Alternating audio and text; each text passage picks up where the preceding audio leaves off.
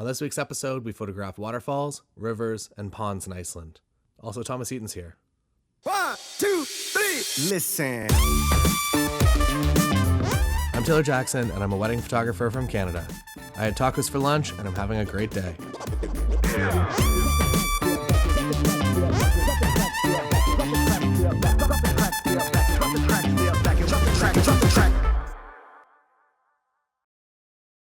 Iceland is really addictive.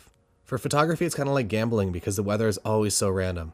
Some days it pays off and you get beautiful sunsets and sunrises, and then some days you get 60-mile-an-hour horizontal rain.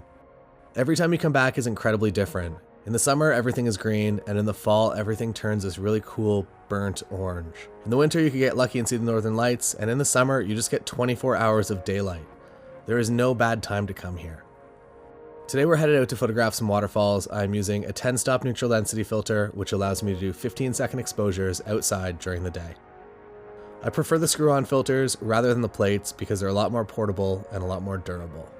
I use Atlas Obscura to find a lot of places that I like that maybe aren't typical tourist destinations.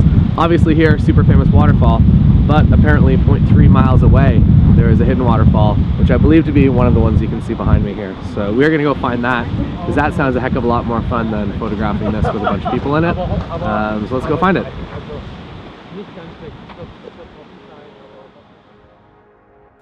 There's something really relaxing about taking long exposures, both to look at them and actually take them. It's a reminder and excuse to stand still, even if it's just for 15 seconds. Getting in here is a bit of a challenge. You walk over a river and jump from rock to rock until you get to this bigger rock where people stand on the rock and take pictures on the rock.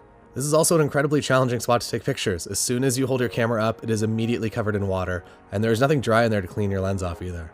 All that said, I think we did pretty good.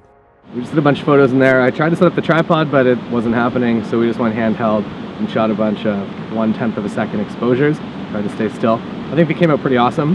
We'll see. There's a lot of water in there, so my filters and my lenses just kept fogging up and getting lots of drips on them. So we're gonna go dry everything off and maybe see how things turned out.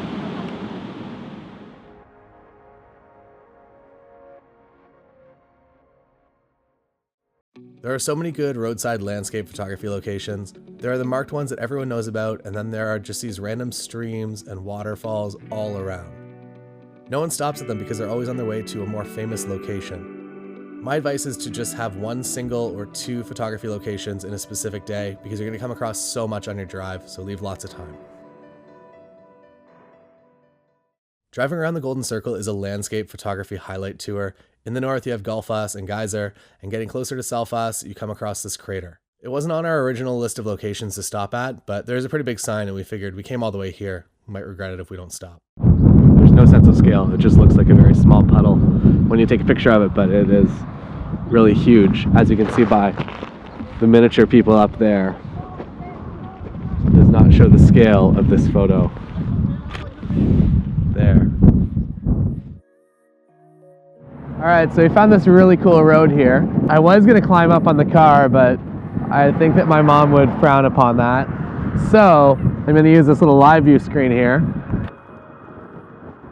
But I don't want any cars, and I don't want those yellow things on it. So what we're going to do is I'm going to take a bunch of pictures, and then I'm going to use this thing called Median in Photoshop, where it just gets rid of all the cars. If you ever want to get a photo of an empty road, but there are a lot of cars on it, here is the easiest way to automatically remove them. The same goes for people over bridges, things like that. Take 3, 6, or 8 photos of the scene you want everything moving to disappear from. Auto-line the layers, then File, Statistics, Median in Photoshop, and boom, you have a completely deserted road.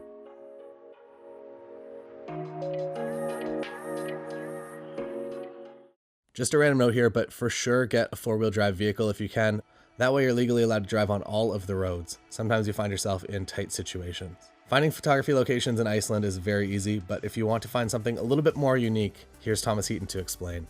The best way to scout a location is just get your boots on and go for a walk. There's nothing more to it than that.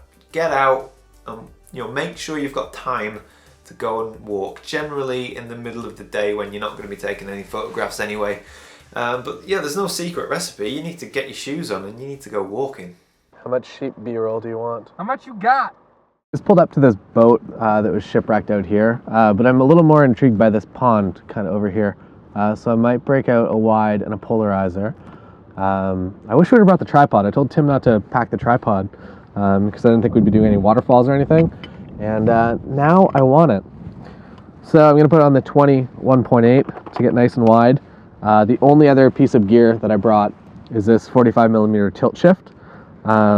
This is kind of like if you're a golfer, what your favorite club is. So if it's like a 5-iron or a 7-iron, this is my 7-iron, that everything that I take with it, I tend to love it. I love the color, I love the contrast, I love the everything from it. I try not to abuse the tilt shift abilities just because it just looks like a bad Instagram photo sometimes. But we're putting away the do everything 28 to 300 to take a few pictures of this. I'm going to screw the polarizer on first. Again, as you know, very lazy, so I don't actually have the glass plate polarizers because I honestly don't use them enough. That this is the second time that I've ever used this polarizer, so to carry around the plates and to carry around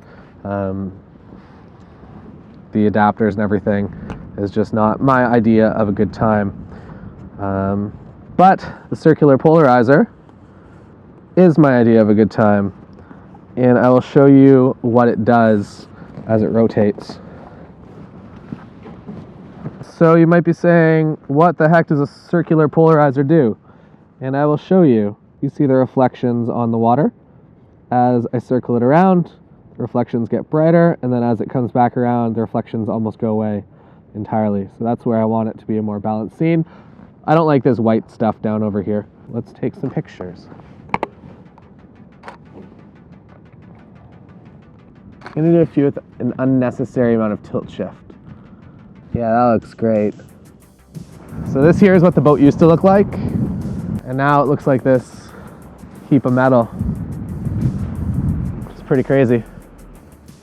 When you're out and about and you feel like you want to take a photograph, just ask yourself 2 questions.